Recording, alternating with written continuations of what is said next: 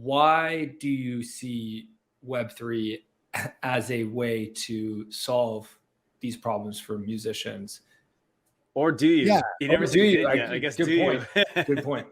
it is and it isn't. It's not a cure all, it's not a silver bullet, but it does have a lot of properties that give artists more creative control and more independence in their careers. From an artist perspective, the value prop is pretty simple, quite frankly. It's like, okay, we are uncapping what the value is of our music. We are no longer having to be defined by the distribution format because that's traditionally what's always happened, right? If the distribution of a vinyl or a CD or anything in the past, it's always been like, okay, you can sell it for this much. Like Mm, streaming, 9.99. Like that's where we're mhm, all at.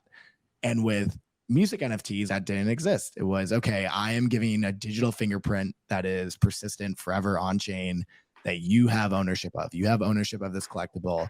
And I set whatever value I want for it, just like, quite frankly, all the other arts do. If you look mhm, at what artists like painters and digital artists have been doing forever, it's defining the value of their work. The musicians have never had that opportunity.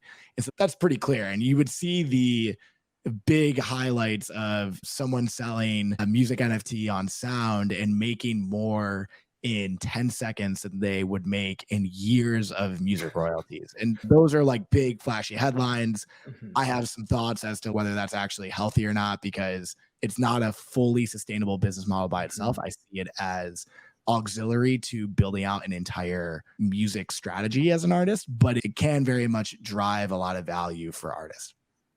From the fan side, I think this is where a lot of people get tripped up because a fan would say, why am I going to buy an NFT for an exponential multiple when I can just listen to all the music in my pocket and it's a better listening experience? It's lean back. I don't have to do anything. Why would I buy a music NFT?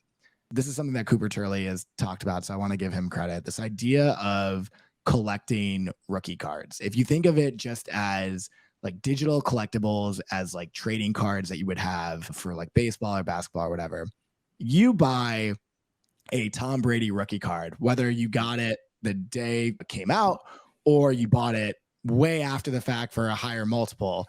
I think it's an analog people start to understand. It's like, oh, of course, as Tom Brady becomes more prevalent and goes to the Hall of Fame and all these things will drive value to his collectibles because people define it as valuable.